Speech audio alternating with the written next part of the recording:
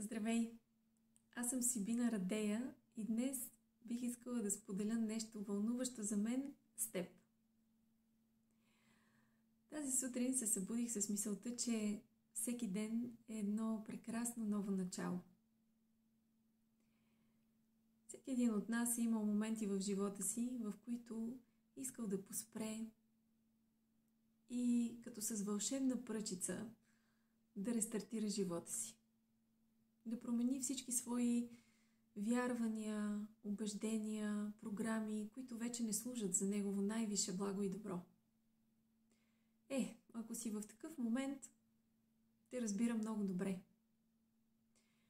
И ако искаш да осветлиш всички онези картини и преживявания в живота си, които вече не ти служат и не носят нищо добро за теб, то сега ще ти предложа една много приятна, бърза, гласова практика за центриране и фокусиране в настоящия момент.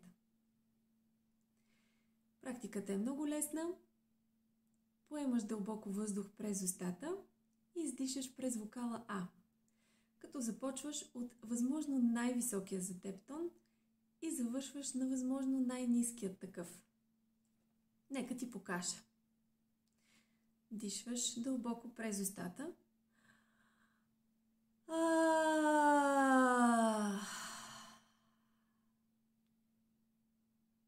И издишаш.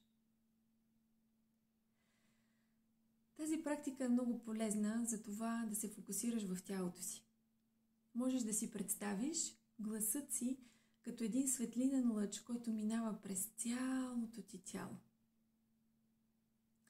Това е един чудесен начин да се фокусираш в настоящия момент и да осъзнаеш реалността такава каквато е. Това ще ти даде възможност да започнеш да правиш необходимите промени и да преминеш в една нова, по-добра версия на теб самия. Ще се радвам да ми споделиш в коментар как ти е подействала срещата със собствения ти глас и как ти се отразила тази практика. Благодаря ти за това, че сподели част от времето си с мен.